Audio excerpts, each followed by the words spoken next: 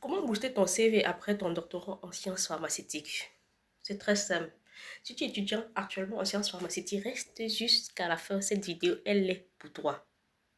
Première des choses, tu passes ton permis de conduire. Tu dois avoir un permis de conduire. Ton permis de conduire est comme ton second diplôme. Je t'explique. Les employeurs des laboratoires, les industries, lorsqu'ils veulent embaucher un pharmacien, après ton diplôme de pharmacien, on regarde si tu as un permis. Donc, si tu n'as pas un permis, ton CV il est mis de côté directement. Ils ne réfléchissent même pas. De deux, tu dois faire une petite formation complémentaire, formation commerciale. Ça t'offre beaucoup d'opportunités. Ça veut dire que tu peux être délégué médical, ça veut dire que tu peux apporter du chiffre d'affaires. Parce que c'est ça, les industries pharmaceutiques, c'est le chiffre d'affaires qui parle. Ce n'est pas ta tête, ce n'est pas ton diplôme. On s'en fout de ton diplôme de pharmacien. C'est ta rentabilité qui est beaucoup plus intéressante. Une formation en management du personnel, petite formation en management parce que de toutes les façons, tu es pharmacien, tu es appelé à gérer les équipes. Même si tu n'auras pas une très grande équipe, tu auras au moins sous toi 3 personnes. Donc, tu dois savoir gérer les 3 personnes. Donc, si tu as une petite formation en management, ça fait un plus. Ça fait que ton CV, il passe avant les autres CV. Autre formation, l'anglais. L'anglais. Après ton diplôme de pharmacien, si tu ne parles pas très bien anglais, fais des cours d'anglais.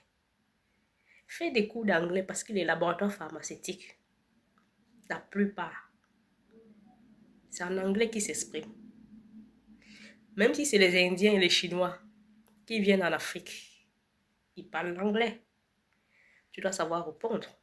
Tu dois savoir comprendre. Tu dois savoir discuter avec eux. Tu dois savoir échanger des mails avec eux. Tu ne vas pas tout le temps aller sur Google Traducteur et tout ça. Ça doit être fluide. Parce que là, on parle de business. On ne négocie pas dans une langue qu'on ne maîtrise pas. Quand tu veux négocier, il doit avoir le minimum de compréhension. Donc l'anglais, c'est très important pour toi. Ensuite, une spécialisation. Oui, une spécialisation. Tu peux aller en Côte d'Ivoire faire une formation en pharmacien réglementaire. Oui, ça va t'aider. Si tu veux être réglementaire, là, tu vas aider les laboratoires à faire les autorisations de mise sur le marché des médicaments. Je crois que c'est une étude de 2 à 3 années. Ça coûte un peu cher, mais ça a beaucoup d'opportunités parce que pour qu'un produit entre sur le marché, ça a besoin d'une autorisation de mise sur le marché. Et si tu es la personne qui aide le laboratoire à avoir cette autorisation de mise sur le marché, ta place, elle est importante. Ensuite, il y a le diplôme de cosmétologue.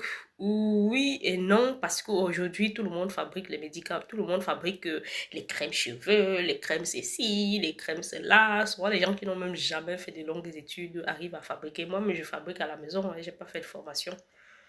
Pourtant, j'arrive à fabriquer. Virologie, oui. Virologie, oui. Oui, oui, oui. C'est une très bonne spécialisation. Très bonne spécialisation pour les hommes, hein, pas pour les femmes. Parce que si tu tombes enceinte, on te vide directement du laboratoire. On te vide directement, mais ça paye très bien. Biologie, oui. Une très bonne spécialisation. Tu es biologiste, ça veut dire que tu es passe-partout. Tu es passe-partout. Tu vas même aider les médecins dans leur diagnostic. Tu vois? Tu es un passe-partout. Tu aides les médecins dans leur diagnostic. Donc, quand ça dépasse même les médecins, là, ils font appel aux biologistes. Et c'est le biologiste qui vient souvent trancher. Les analyses, là, c'est toi qui vas interpréter. Bref, biologiste, oui, mais c'est une spécialisation de 4 années. Est-ce que tu pourras tenir? Je ne sais pas trop. Industrie pharmaceutique, oui, c'est une très bonne spécialisation.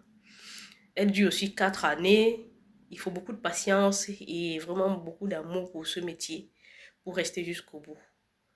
Bref, si tu as d'autres questions, écris-moi en commentaire. Bisous là-bas.